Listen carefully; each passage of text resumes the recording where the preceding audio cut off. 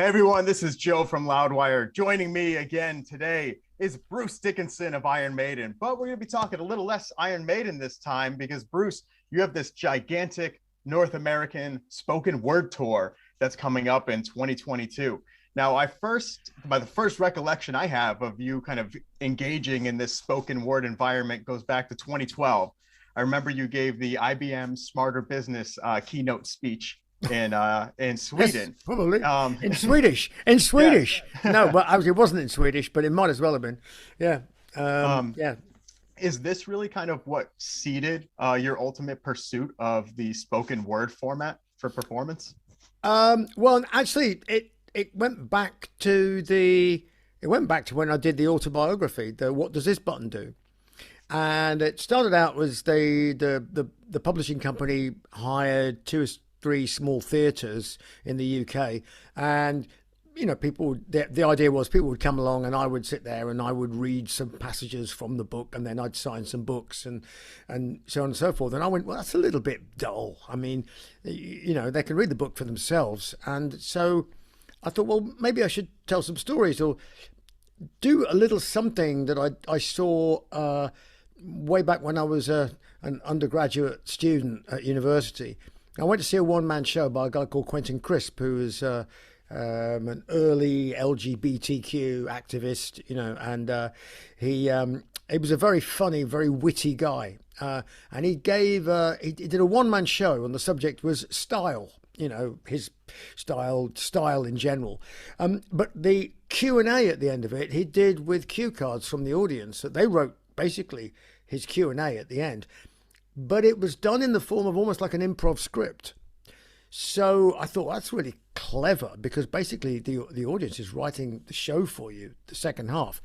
So I started to try and develop that, and it kind of worked. So I went, well, why don't we actually go and do some more of these shows with the book? And then it became obvious that doing it with the book was kind of superfluous. Didn't need the book because the show had taken on its own life. And actually, I was free to riff and do all kinds of things if I didn't have a book to stick to and things like that. So that's how the show has evolved to the point now where it's kind of comedic slice of life storytelling, along with some uplifting bits, some bits of information. Sometimes there's a few techniques that you use, probably unwittingly, that are like stand-up type techniques, but it's not stand-up comedy show. But it's designed to be uplifting, and it's funny and informative, but hopefully you leave people going out going, oh, that was definitely not a waste of 3 hours of my life. That just made me feel good, It's funny that you mentioned having the book almost felt mundane because with something like a spoken word format, it's almost so open-ended that you don't know where to start. And then you've actually kind of discarded the book, and now you've got a philosophy podcast. Can we expect you to bring any philosophical topics into the arena here, or the theater, the club on the no, tour? if that was going to happen, that would happen. That would happen in part two. So I take the cue cards from the audience, and there might be 500 or 600 of them, and I basically have 20 minutes to put them together into a kind of a format. Sometimes I can get quite a lot done before the show because as they're coming in, if they can get the cue cards to me, I can start sifting and sorting and making sense. I mean, I don't, if there's 600 cue cards, I can't do all 600, obviously, but nevertheless, you get a general flavour for things. And yes, if there's any opportunities for a few discourses on odd topics is down to the audience. As far as where the show starts, I just start with birth because it's the first bit that I remember, and before that, I really don't remember, unless you want to go back to the Big Bang. Well, which is, of course, where it all started in every sense. Of course, we go all the way through, concentrating mainly on the first time that things ever happened to you in your life. First band, first this, first that, because they're the interesting ones. And I mean, I don't go through, and there we were on the 15th tour of Iron Maiden. Those tours are so well documented. You don't need to go through those, but what's interesting is first time you came to America. The first time I was invited to an orgy. In America, never had any idea. Didn't know it was an orgy. I had no clue what a hot tub was. I thought it was something to do with apple bobbing. Where you put apples in a little tub and you went bobbing, and it was a hot tub. And I was like, why would you do apple bobbing in a hot tub? In England, we do it in cold water when you're a kid. But I thought, this is intriguing. I'll go along. And it wasn't that at all. Well, you're a quick learner, so I'm sure you picked up on things rather quickly there. Absolutely, yeah. No, it was quite clear what the what was going on, and it was, of all places, it was like Lansing, Michigan. Never know when those orgies are going to pop up into your life, I guess. Absolutely. So crowd control is one of the many, many, many things you are good at in your life, great at. How is feeding off the energy of a crowd in this format different than a Maiden show? Is there anything that is perhaps not so different that caught you by surprise as far as maintaining an audience's attention at length? The difference with a Maiden show or a musical show is you don't change the song in mid-song because of the audience reaction. Whereas with the stories, if you sense that they're really getting it, or somebody is absolutely about to spontaneously combust, crippled with laughter, then you pause it and you wait for that to sink in and take effect, and you can play with the emotions in the room to stoke the fires, and at that point, sometimes things can start to take on a bit of a life of their own, because then you think, maybe I could just throw in a pretty incendiary story into this whole thing. Do we think the audience is ready for something really dark, like in terms of humor? Because they're not straight when they're cold. They're a bit nervous, because they're like, should I be laughing? Is this funny? So you kind of have to get through who you are first by just keep going, and eventually they'll go and then somebody will stop, and then people have, I have permission to laugh, this is funny, It's a chain reaction. Wow, okay, yeah, and suddenly the whole thing is rolling. Now the whole thing's rolling, so from that perspective it's very different, because you really are feeling the audience, paying attention to it. You're slowing things down or speeding things up. If you think that the audience is really got it, and you can really speed things up and boom, boom, boom, great, and that might lead you to do something else. But it's you have to keep your wits about you. Mm-hmm. Now, you mentioned it's not stand-up comedy, obviously, but there is the concept of comedic relief throughout storytelling, throughout all of human history. Yeah. And stand-up, I believe, really is an underrated art, because it's supposed to look like a natural conversation, like you're saying these things for the first time. What have you learned about pacing your storytelling in terms of drama and humor and giving it this sort of art? I've got some... I suppose I've got some I actually wrote them down. I mean, not scripted, wrote them down, but I write down the events around the particular stories, because I can tell the stories in different ways. That the events will all happen in the stories, but how over the top I go depends a little bit on the audience. And there's always an element of physical comedy throughout the show, but at certain key moments, and sometimes I forget to tell a story, so the whole thing is going and we're really on a roll, and I get like about half an hour in, I went, darn, I forgot to tell that, park it, just carry on, because we get to about an hour and a half, and I'm like, okay, and now here's the interval. And I actually show the video, by the way, of Writing on the Wall, But I do because we should have a great screen and a great HD projector. You're going to get the video in full HD, but with the soundtrack version of it, with all the special effects and sounds. Sure. So if you've got a really great sound system, it's going to be like a night at the movies, basically, in between, you know. So I brought that in after we, you know, did the video. So I try and keep it to an hour and a half. My timekeeping when I first started doing these was pretty all over the place. I mean, it could be some nights it was 2 hours, some nights it was 2.25 hours, and I was like, you know, the audience kind of lose the will to live there. You know, their bladders give out. You know, they explode. Some of them die in harness. You know, I mean, they carried out feet first. You know. And spontaneous combustion. I mean, we all know you hosted that TV special about spontaneous combustion. So I'm sure you've seen a couple people in the audience just flare up and poof out of existence. No, absolutely. It's the wicking effect, it's called, yes. Now, your love of airships is quite known. Of course, you wrote about the R101 for Empire of the Clouds on the Book of Souls. What do you think of the new privatized space travel industry that's coming up in terms of aviation?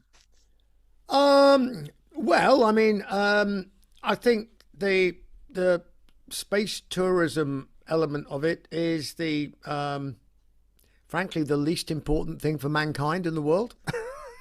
I mean, honestly, people say, "Oh, wouldn't you want to go up on the top of a firework, you know, and spend, you know, I don't know how many $250,000, $500,000 or whatever people pay for it?" I'm sort of like, well, kind of no, because you're basically just kind of self-loading freight that's not doing anything. You're just sort of floating around going, oh yeah, that's cool. I mean, I could think of lots more things that if I was going to go and blow however much money it would be, more interesting and more useful things to do with it, you know, than just you know, floating around looking at the blue marble. You know, there's more things to do. There's a lot of stuff going wrong down here that needs fixing. Well, space is very important. It is, but I think space tourists are the least important bit of it for me, anyway. Now, do you see the industry as being necessary to help push humankind into space, whereas ultimately where we're going to need to go as we keep exhausting our resources on this planet, we might have to look elsewhere? Well, the fact of the matter is there's plenty of resources on the planet if we manage it correctly. So you know, we don't all have to live in caves, and we don't all have to run around like, 1 million years BC, you know, with spears and things like that, even though I'm sure one or two of the tree huggers would think, well, that would be a really good thing. But actually, no, we don't have to. We can use technology, as we always have done, to make the world a better place, you know, because when technology has been used in the past, it really improved the lives of everybody. You know, we're living longer, medicine's great, blah blah blah, all that kind of stuff. But you know, you can't necessarily always see the downsides. So nobody saw the downside of global warming when they invented the steam engine, but the steam engine enabled all these things. Well, now so now we get it, you know, climate change, blah, blah, blah. But I think that above and beyond climate change, there's lots of really cool things happening, nuclear fusion being one of them. And the problem in the future could be that whilst we're all talking ourselves into disaster scenarios, now the problem could be confronting a situation where we have such over-choice of where do we go. So at the moment, it's like everything's going to be battery cars. I mean, like battery cars, battery. What about hydrogen? Oh, well, it takes a lot of electricity to generate hydrogen, which is true, to electrolyze hydrogen. However, if in 10 years' time you've got viable fusion reactors that are basically non-polluting, you can produce enormous amounts of hydrogen. And that's absolutely, I mean, you put hydrogen in and out comes water out of the back. And guess what? It just gets recycled. So, you know, all of these things are are choices that we could have in the future. And I think we just need to be careful. I can remember a time when everybody was told a few years back, 10, 15, 20 years ago, that what they had to do was all buy diesel cars. Because if you bought a diesel car, it burned less gas and it was less blah, blah. Well, no, now we know it's not less polluting. It has all kinds of problems with diesel fuels and particulates and stuff like that. So it's now scrap your diesel car. But all of these were government initiatives. And sometimes I think that governments, they tend to jump feet first into things. And sometimes a lot of it's too much sloganeering and not enough concentrating on the realities and the choices, that people are going to have to make, because it's people that are going to have to live with these decisions. Governments do just love to make slogans out of things, Yes, and and it annoys me because but it's a human characteristic that humans don't like choice. They do like choice a bit, but they don't like too much choice. And so, unfortunately, our behavior as a species lends itself to stop, go, stop, go, stop, go policies. So until we can evolve another 10,000 years, mind you, we might be extinct by then because AI might just do away with us. Yeah, that's always kind of been the the long-standing threat to us is artificial intelligence. But I think one of the most interesting things about some of these, I guess, more doomsday scenarios is that it creates a sense of urgency, something that we saw with the vaccine and how rapidly it was developed, and what we'll hopefully see for maybe alternative fuel sources. I mean, like you said, reef in the sail at the edge of the world, right? Yeah, It absolutely. feels a Yeah. little bit like Oh, that. yeah. Which, of course, the reef is the sail at the edge of the world, because assuming that you have to assume, therefore, that the world is flat to begin with. Which is like, well, what do you do with all the water as it goes over the edge? Why aren't the oceans dry? I guess there's another world hanging on upside down underneath. Yeah, we'll find out when we get another 2 feet of Yeah, ocean rise, thanks to yeah, some glaciers collapsing. yeah. But speaking of that song, that was written with Roy Z. It's been a long time since Tyranny of Souls. Have you had any opportunity the last couple of years to work with Roy and get some solo material going? Right. Well, I am obviously coming over to do the one man show. When I get to the end of the one man show thing in the end of March, then the idea is I've got about 3 weeks cooling my heels somewhere, like lie down in a darkened room for a couple of days and recover from the tour, and then put my singing head on and go and have a chat with Roy, because we've already got a bunch of material, but Okay. we need to organize it a little bit. We've got demos and everything, but we need to organize it a bit more properly and be a bit more serious about it. Maybe write a few more tunes, and then basically leave it down to Roy and say, okay, well, we've got what we want to do. He can go off and start doing backing tracks and things like that. Obviously, I'm going to be going out on tour with Maiden, but we made Tyranny of Souls that way.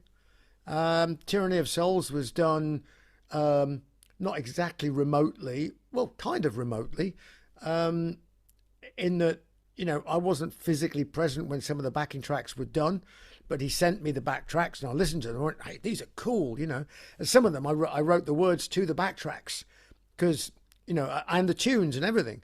And some of them we had already done. So mixing and matching like that sometimes gets great results. One Tyranny of Souls, I love that album. Oh, So yeah. Navigate the Seas of the Sun is just one of my favorites, and there's a few songs on there that I'd like to revisit. It's that definitely would be great live. mhm. And now you mentioned, of course, the Legacy of the Beast North American tour that's going to be coming up. So great to see Iron Maiden's going to be coming back to North America after we've had to deal with all these issues with live music and COVID and everything. Now, word is there's going to be a Senjutsu world incorporated into these kind of rotating sort of stage sets that you have. set up. What can fans expect to see new on this Legacy of the Beast tour? Well, we can't change the tour that much because they've all paid their money to go and see the Legacy of the Beast show, and it is a great show. So we're going to keep all of our Spitfires, flamethrowers, Icaruses, all that stuff, graveyards, lanterns, everything. So and loads of Eddies, of course, or at least two now because we've got a Samurai Eddie, of course, to come on. So we're not going to subject people to more than 2 or 3 songs from the new album. Yeah, probably do them at the beginning. I mean, obviously, Writing on the Wall, everybody knows. A title track we're going to do. That'll be it. But of course, Senjutsu is be a fantastic opening song. Very dramatic. Yeah. It's I can envision something like on the Book of Souls when you came out with the smoking cauldron and really. Oh yeah. Setting the tone for the rest of the night. That's right. Yeah, and the big, thing that we had at the beginning. Yeah. Yeah, I'm sure there's gonna be some more animation or something that we could expect on the LED boards too, like we've seen on a couple recent tours, kind of previewing everything getting set up. Although we got the boards on either side of the stage, but we're still in we're still theatrical backdrop guys, when it comes to because I mean they just look fantastic. They do. They look so good. I mean and sorry, it's like when you have like the big LEDs things, I mean it's like staring at somebody's gigantic iPhone with like stickmen in front of it, so I like the lighting is just so much more effective, for us with what we do with the backdrops. I mean, I'm not against, I'm not against the, LED technology and everything else per se. I mean, but for us, it works great with physical scenery and backdrops. Yeah, the proper backdrops are becoming a little bit of a rarity these days. So I feel bad for the crew having to load up about 15 of those every night. But yeah, they just fit in big sacks like big socks, Mm-hmm. Well, Bruce, thank you so much for your time. Always a pleasure to talk with you. The Spoken Word Tour, can't wait to see it. And then, of course, we're going to see Iron Maiden back out on the road. So double duty for you next year. We'll see you everywhere. Fantastic. Cheers, buddy.